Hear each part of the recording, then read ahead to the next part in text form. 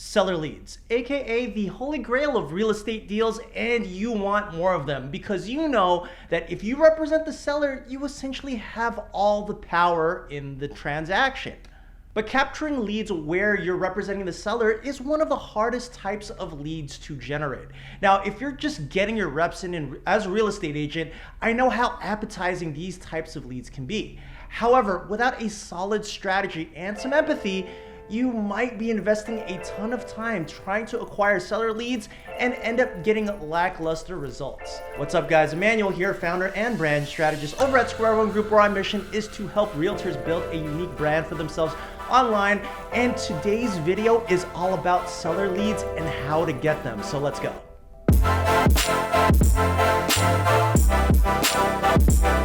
All right, as always, before I get into the good stuff, please make sure you click that like button, that subscribe button, and the bell icon to get notified for future videos just like this one.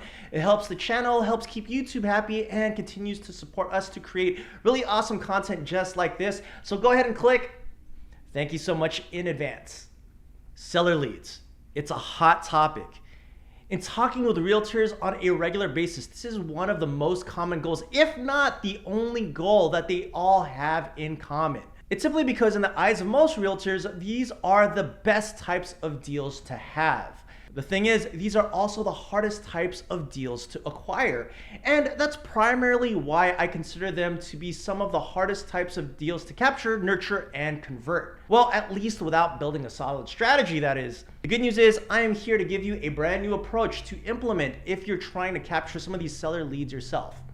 But before I do that, I need to lay down some foundation work as to why your current strategies maybe aren't working and a peek under the hood at the customer lifecycle of a homeowner. All right, to kick off this conversation, I want to start with this number. I'm going to leave it right here. It's 2 million.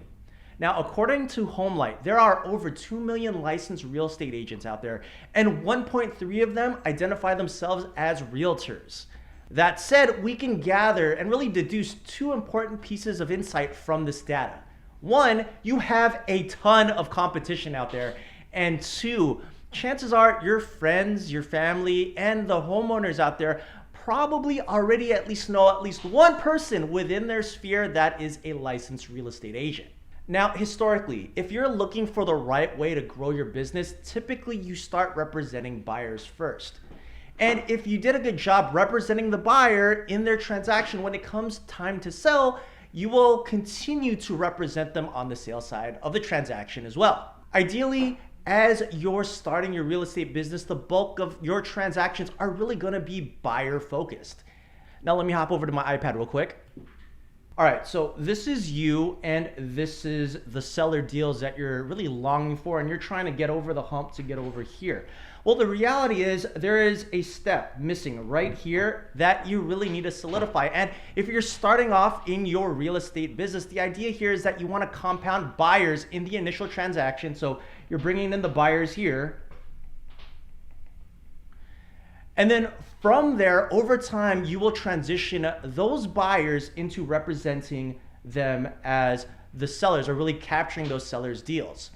And there's actually a term for this. It's called customer lifetime value. You see, as you gain new clients, you have to have really this expectation set in your mind that this new client is not just one transaction for you. This new client represents multiple transactions over the lifetime of this customer. Now, according to a statistic from 538, the average person moves at least 11 times in their lifetime. That essentially equates to 11 unique transactions per client.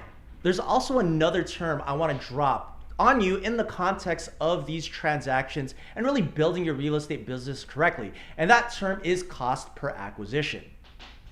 Now, typically, this is thought of as actually a monetary value, but it can also be interpreted as a level of effort. You see, with each new transaction, there is a level of effort or sacrifice that you need to exert in order to get what you want.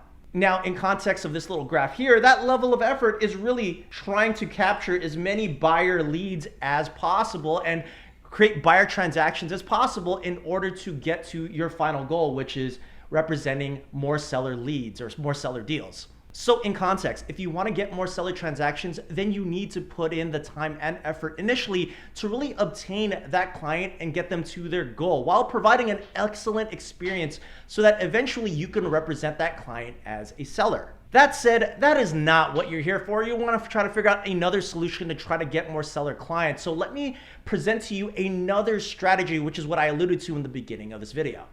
All right, now this is you here, and these are those seller deals that you're trying to acquire. Now, in terms of that secret sauce, that middle bridge that you need to get onto in order to get to your final goal, that little missing piece, that strategy in the middle, that strategy is based actually on expertise.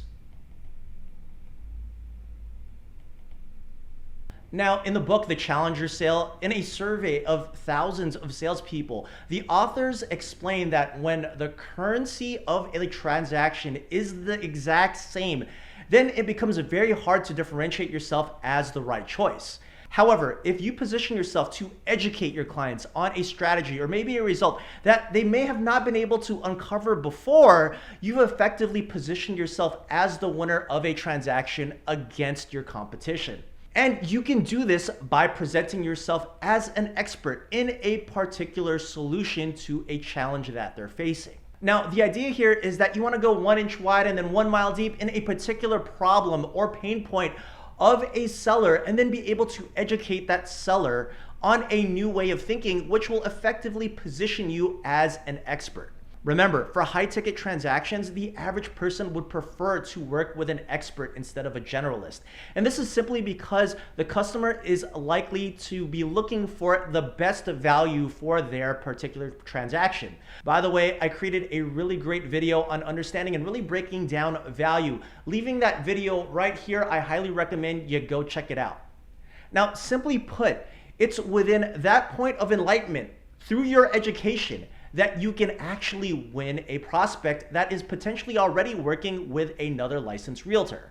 All right, let's use this in context. Let's break this down in a few various seller transactions so I can give you a little bit more visibility in terms of what exactly the strategy looks like. So let's use the example of maybe someone facing foreclosure. Another one could be a growing family that's outgrowing the current living situation. And let's say a third scenario could be a couple facing a divorce. Now, if you're a generalist, you may have some expertise in any one of these types of transactions, but it will be very hard for you to break through the competition because so many people are really offering the same thing. Hey, I'm just a generalist real estate agent that can help you with a transaction. However, if you position yourself as an expert problem solver for people facing any one of these problems like foreclosure, or maybe growing out of their current living situation and looking for a bigger home, or maybe dealing with a split amicably, because you have unique insight in that particular transaction, more so than any other generalist agents have or don't have for that matter, then you can provide additional value that other agents really can't.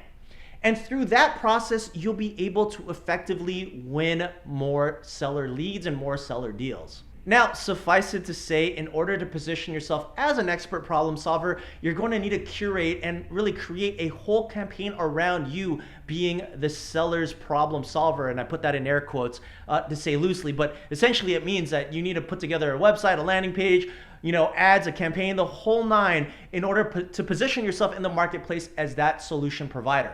That said, if you want to learn a little bit more about the strategy of positioning yourself as an expert, I highly recommend that you join our free Facebook group. It's one of the things that we're really good at, and we always talk shop about that kind of stuff on a regular basis. So leaving the link to our free Facebook group in the description below. It's specifically designed for realtors just like yourself. Go ahead and click that link below, and I hope to see you there. That said, if you want to dig in a little bit more into this strategy of really positioning yourself as an expert, then I highly recommend you check out this video right here and follow this really easy framework. It really breaks down the different types of messages that you need to create in order to capture, in order to nurture, and in order to convert leads into prospects and prospects into clients. Have a great day, everybody.